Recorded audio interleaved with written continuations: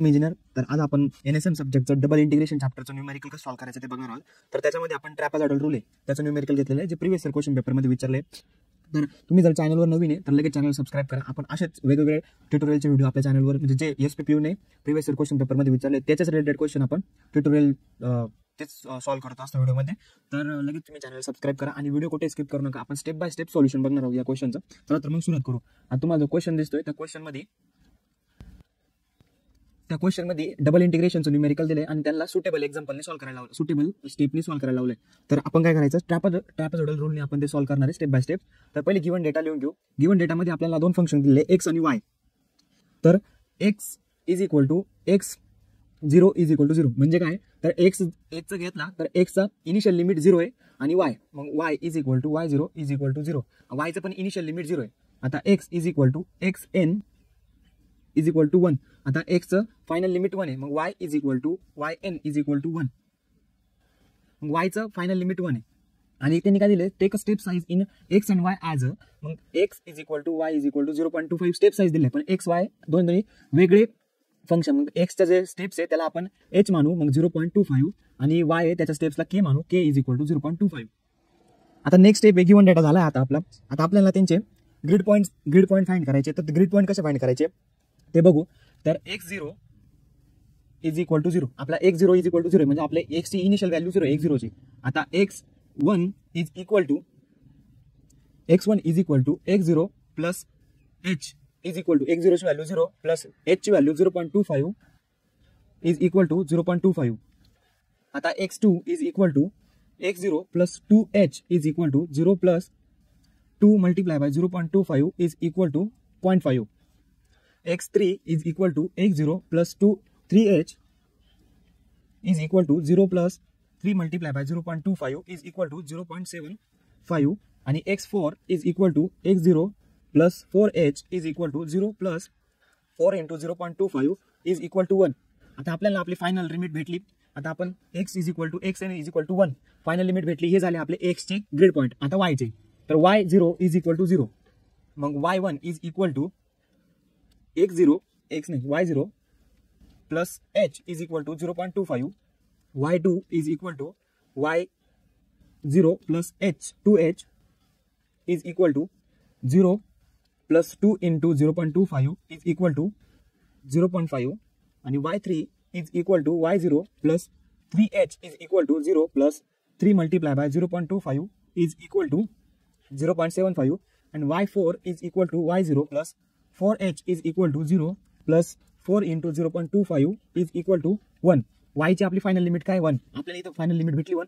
आता हे आपले भेटले y चे ग्रिड पॉईंट. आता नेक्स्ट, आता आपल्याला त्यांचे फंक्शन कॅल्क्युलेट करायचे, फंक्शनचे ग्रिड पॉईंट कॅल्क्युलेट करायचे. ते कसे, आता एक्स वाय जो आहे तो कॉन्स्टंट ठेवायचा, y0 कॉन्स्टंट ठेवायचा आणि एक्सच्या व्हॅल्यू चेंज करायचे फक्त. ते कसे आता ते बघू. आता f of x y is equal to x square y square, हे आपलं फंक्शन आहे, हे न्यूमेरिकल मध्ये दिले आपल्याला. आता याच्यात फक्त व्हॅल्यू टाकायच्या. आता y कॉन्स्टंट ठेवायचा, फक्त एक्सची व्हॅल्यू बदलायची. मग पहिली एक्सची व्हॅल्यू कोणती आहे, x0. आपण इथं काढली कोणती व्हॅल्यू, x0. मग f of x x0 y0 is equal to एक्सचा x0चा स्क्वेअर मल्टीप्लाय बाय वायचा y0चा square is equal to 0 square multiply by 0 square is equal to 0. आता f ऑफ x 1 त्याचा स्क्वेअर मल्टीप्लाय बाय नाही y0 इज इक्वल टू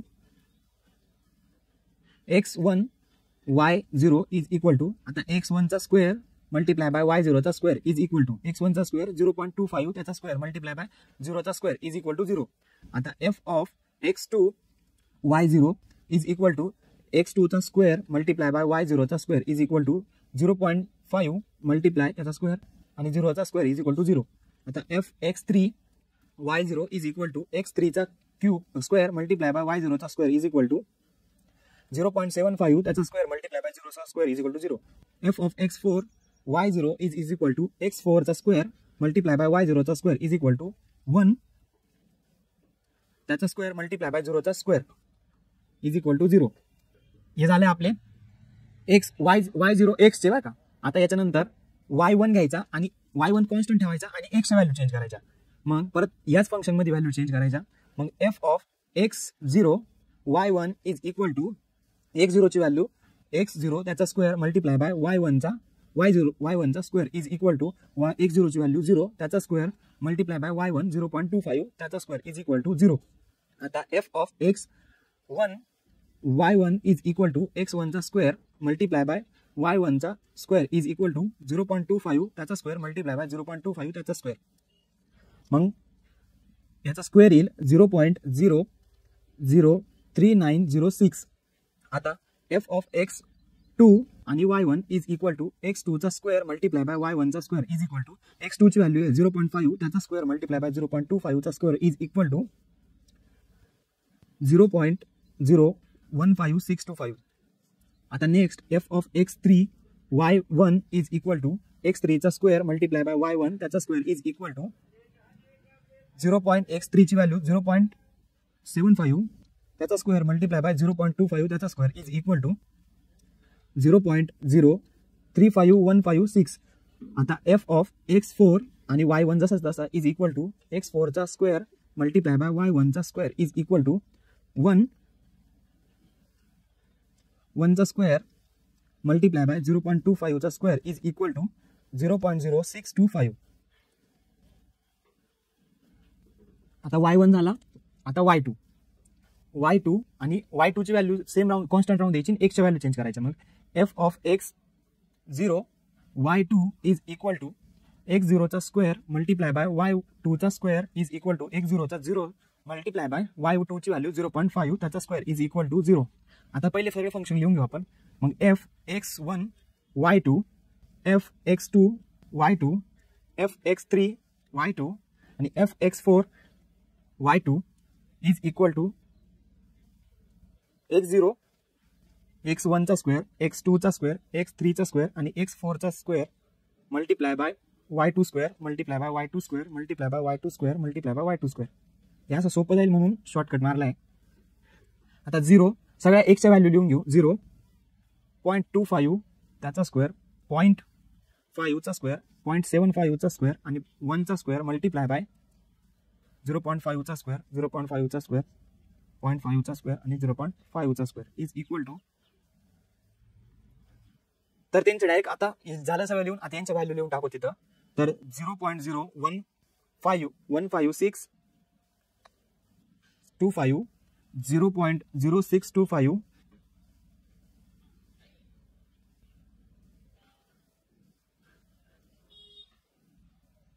0.140625 आणि 0.25. आता next आता y3 कॉन्स्टंट ठेवायचा आणि x ची व्हॅल्यू चेंज करायची. आता f of x0 y3 is equal to f of x1 y3 is equal to f of x2 y3 is equal to f of x4 x3 y3 is equal to f of x4 y3 is equal to.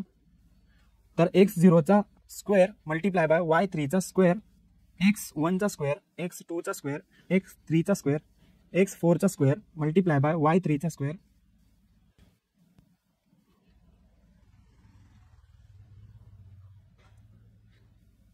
आता सगळ्या x च्या value लिहून घेऊ. 0 चा square 0.25 चा square 0.5 चा square 0.75 चा square 1 चा square multiply bye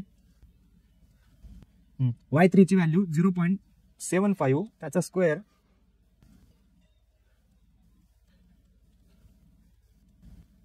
is equal to. आता यांचे कॅल्क्युलेशन करून घेऊ. तर 0.035156 0.14025 0.0625 आणि 0.31640 आणि 0.5625. आता x4 आता y4 घ्यायचा आणि x च्या व्हॅल्यू चेंज करायच्या. y4 आणि x च्या व्हॅल्यू चेंज करायच्या. मग f of x0 y4 is equal to x0 चा स्क्वेअर मल्टिप्लाय बाय y4 चा स्क्वेअर. मग f of x1 y4 is equal to x1 चा स्क्वेअर मल्टिप्लाय बाय y4 चा square. f of x2 y4 is equal to x2 चा square multiply by y4 त्याचा square. f of x3 y4 is equal to x3 चा square multiply by y4 चा square f of x4 y4 is equal to x4 चा square multiply by y4 चा square is equal to, आता यांच्या value put करू तर x0 ची 0 चा स्क्वेअर मल्टिप्लाय बाय y4 चा 1 चा स्क्वेअर 0.25 चा स्क्वेअर मल्टिप्लाय बाय 1 चा स्क्वेअर 0.5 चा स्क्वेअर मल्टिप्लाय बाय 1 चा स्क्वेअर 0.75 चा स्क्वेअर 1 चा स्क्वेअर 1 स्क्वेअर मल्टिप्लाय बाय 0.1 चा स्क्वेअर इज इक्वल टू, आता यांच्या व्हॅल्यू लिहू 0.625 सॉरी 0.625 0.25 0.5625 आणि 1 हे झालं. आता याचा चार्ट बनवायचा एक असं एक टेबल तयार करून घ्यायचा आणि त्याच्यात पहिले x0 x1 x2 x3 आणि x4 आपल्या फंक्शनचे जेवढे पॉईंट आहे ग्रेड पॉईंट तेवढे पॉईंट लिहून घेतले आपण x4 पर्यंत आणि y0 y1 y2 y3 आणि y4. आता यांच्या रिलेटेड जे फंक्शन आहे या कॉलम मध्ये आता ते फंक्शन लिहायचे. आता पहिल्यांदा आपल्याला मग f ऑफ x0 y0 तर पहिले f of x0 y1 f of x0 y2 f of x0 y3 f of x0 y4. आता इथे f of x1 y0 f of x1 y1 f of x1 y2 f of x1 y3 f of x1 y4. आता same इथंच f of x2 y0 f of x2 y1 f of x2 y2 f of x3 x0 x2 f of x2 y3 f of x2 y4. आता इथं f of x3 y0 f of x3 y1 f of x3 y2 f of x3 y3 आणि f of x4 y4 f of x4 y0 f of x4 y1 f of x4 y2 f of x3 x4 y3 आणि f of x4 y4 हे झालं लिहून. आता याच्यात आपल्याला value टाकायचा. तर अजून एक टेबल तयार करायचा. तर पहिल्या कॉलम मध्ये पहिल्या रो मध्ये आपण x च्या व्हॅल्यू पुट करू सगळ्या. मग x0 is equal to 0 x1 is equal to 0.25 x2 is equal to 0.5 x3 is equal to 0.75 आणि x4 इज इक्वल टू 1. आता पहिल्या कॉलम मध्ये y च्या व्हॅल्यू पुट करू. मग y0 is equal to 0 y1 is equal to 0.25 y2 is equal to 0.5 y3 is equal to 0.75 आणि y4 is equal to 1. आता x0 y0 ची जी व्हॅल्यू आहे तर x0 y0 ची व्हॅल्यू x0 y0 आता x0 y0 ची व्हॅल्यू आहे ती किती आहे 0. मग x0 y0 ची व्हॅल्यू 0 आहे ती इथं 0 लिहून घेतली. त्याच्यानंतर दुसरी व्हॅल्यू कोणती x1 y0 तर x1 y0 आपल्याला कुठे भेटेल y0 च्या याच्यात x1 y0 ची व्हॅल्यू पण 0. मग 0 0 0 0 हे व्हॅल्यू लिहून घेतल्या. आता x0 y1 ची व्हॅल्यू पण 0. आता x0 आहे ते सगळ्या व्हॅल्यू पण 0 लिहून घेतल्या. आता x1 y1 आता याच्या रिलेटेड कॉलम एक ब्रॅकेट कोणता आहे x1 y1 मग y1 च्या याच्यात व्हॅल्यू भेटेल आपल्याला ही y1 x1 y1 त्याची व्हॅल्यू आहे 0.03906 0.03906 ही झाली व्हॅल्यू. आता x2 y1 ची व्हॅल्यू x2 y1 ची व्हॅल्यू आहे 0.015625. आता x3 y1 ची व्हॅल्यू आता सगळ्या व्हॅल्यू आपल्या लिहून झाल्या. आता काय करायचं ट्रॅपेझॉइडल रोल मध्ये आपल्याला चार जे रेक्टँगल म्हणजे चार जे बॉक्स आहेत ते चार बॉक्सचा A1. आता हे जे चार बॉक्स आहे त्याच्यामध्ये हा एक येईल हा एक येईल हा एक येईल आणि हा एक येईल याला म्हणायचं A1. आता परत चार आता हे चार घेतले 1 2 3 4 मी करून दाखवतो तुम्हाला. आता याच्यात हे चार यांचा एक ट्रॅपेझॉइडल रूल मध्ये चार 4 बॉक्सचा एक, त्याला म्हणायचं A1. आता परत 4 हे 4 वापरायचे, त्याला म्हणायचं A2. परत हे 4 वापरायचे, त्याला म्हणायचं A3. आणि परत हे 4 वापरायचे, त्याला म्हणायचं A4. आता नेक्स्ट, आता परत इथं येईल, हे 2 हे 4 वापरून एक झाला, हा येईल A5. परत इकडचे 4 वापरायचे,